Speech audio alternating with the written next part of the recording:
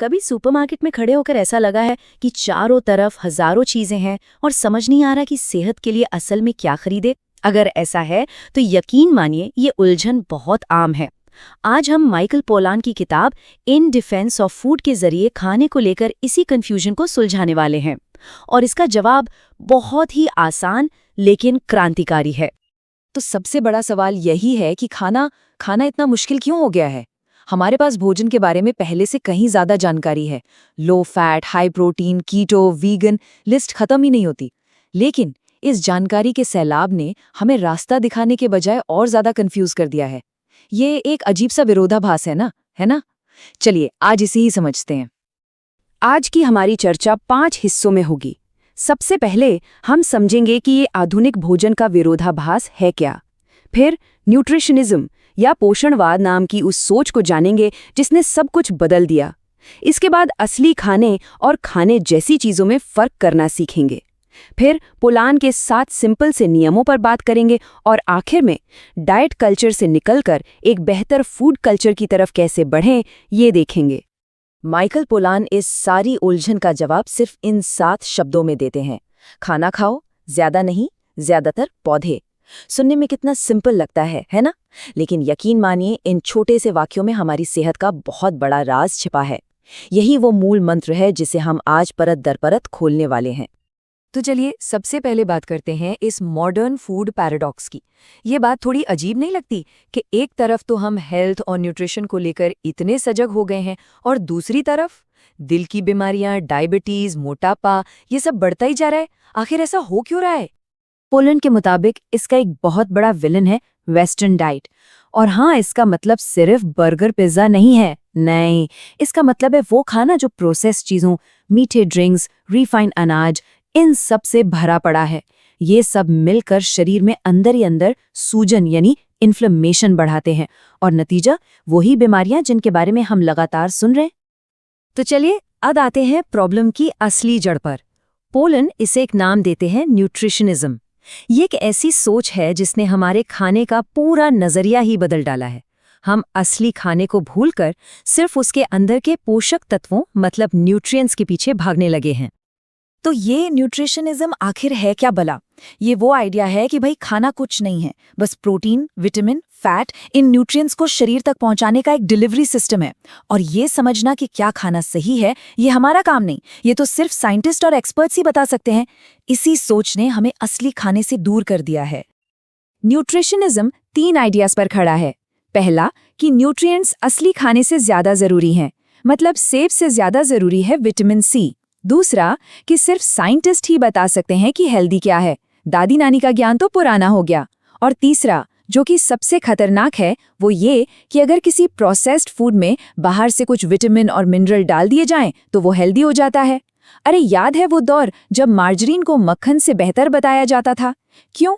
क्योंकि उसमें vitamin A और डी फोर्टिफाई कर दिए गए थे, जबकि वो था तो एक हाईली प्रोसेस्ड प्रोडक्ट ही। बस यही है न्यूट्रिशनिज्म का सारा खेल। और इस खेल से फायदा किसको होता है? जाहिर है फूड इंडस्ट्री को। ये कोड सब कुछ साफ कर देता है। जब हम कंफ्यूज होते हैं तो हम कंपनियों पर निर्भर हो जाते हैं। हम पैकेट पर लिखे low fat, high fibre, sugar free जैसे लेबल्स पर आंख बंद करके भरोसा कर लेते हैं, और बस यहीं पर कंपनियों का काम हो जाता है। तो ठीक है, प्रॉब्लम तो समझ आ गई, पर अब करें क्या? सुपरमार्केट की गलियों में असली खाने और खाने जैसी चीजों के बीच फर्क कैसे पहचानें, ये सीखना बहुत जरूरी है। चलिए इसे एकदम आसान बनाते हैं। असली खाना सोचिए जैसे कोई सब्जी, फल या दाल। इसकी कोई इंग्रेडिएंट लिस्ट होती है? नहीं, और न ही इस पर कोई हेल्थ क्लेम लिखा होता है। दूसरी तरफ हैं ये खाने जैसी चीजें। इनकी इंग्रेडिएंट लिस्ट इतनी लंबी होती है कि पढ़ते पढ़ते थक जाएं, और नाम ऐसे कि जुबान लड़खड़ा जाए। और हाँ, इन पर बड़े बड़े अक्षरों में हेल्थ क्लेम जरूर लिखे होंगे। और अगर फिर भी कंफ्यूजन हो तो पोलन का एक बहुत ही मजेदार और सिंपल सा टेस्ट है, परदादी टेस्ट। बस खुद से पूछना है कि क्या हमारी परदादी इस चीज को खाना समझती? जरा सोचिए, वो कोई एनर्जी बार या फ्लेवर्ड योगर्ट ट्यूब को देखकर क्या कहती? शायद खाना तो नहीं मानती ना। ये एक कमाल का फिल्टर है ना? ठीक है, तो हमने प्रॉब्लम भी समझ ली और उसकी वजह भी। अब आते हैं सबसे जरूरी हिस्से पर, सोल्यूशन पर। माइकल पॉलान इस पूरे कंफ्यूजन से निकलने के लिए 7 बहुत ही सिंपल रूल्स बताते हैं, और ये किसी भी फैंसी डाइट से कहीं ज्यादा पावरफुल और प्रैक्टिकल है। तो ये हैं वो 7 नियम। पहला और सबसे जरूरी, असली खाना खाओ। दूसरा, उन खाने जैसी दिखने वाली चीजों से दूर रहो। तीसरा, अपनी प्लेट में ज्यादातर पौधे आधारित चीजें रखो। चौथा, बहुत ज्यादा मत खाओ, मतलब जब पेट भर जाए तो रुक जाओ। पांचवां, खाने को एंजॉय करो, इसे सिर्फ एक काम की तरह मत निपटाओ। छठा, अपना खाना खुद पकाने की कोशिश करो, इससे कंट्रोल अपने हाथ में रहता है। और सातवां, हो सके तो लोकल फार्मर्स मार्केट से शॉपिंग करो, जहां ताजा और असली सामान मिलता है। अब ये नियम सुनने में तो अच्छे लगते हैं, लेकिन रोज रोज की जिंदगी में इन्हें फॉलो कैसे करें, खासकर सुपरमार्केट में? तो इसके लिए पोलान एक जबरदस्त हैक बताते हैं। वो कहते हैं, बस ऐसे प्रोडक्ट्स से बचो जिनकी इंग्रेडिएंट लिस्ट में 5 से ज्यादा चीजें हों। ये अल्ट्रा प्रोसेस्ड फूड को पहचानने का सबसे आसान और तेज तरीका है। अगर लिस्ट लंबी दिखे तो बस उसे वापस शेल्फ पर रख दें। और अब हम आते हैं सबसे जरूरी बात पर। देखिए, ये सिर्फ क्या खाएं का सवाल नहीं है, ये कैसे खाएं का भी सवाल है। ये खाने को लेकर हमारे पूरे माइंडसेट को बदलने के बारे में है। हमें इस डाइट वाले चक्कर से निकलकर एक हेल्दी फूड कल्चर को अपनाना होगा। ये बदलाव ही सब कुछ है। हमें न्यूट्रिएंट्स गिनने की आदत छोड़कर असली साबुत खाने पर फोकस करना है। डाइट कल्चर के स्ट्रेस से निकलकर खाने के कल्चर और उसकी खुशी को अपनाना है।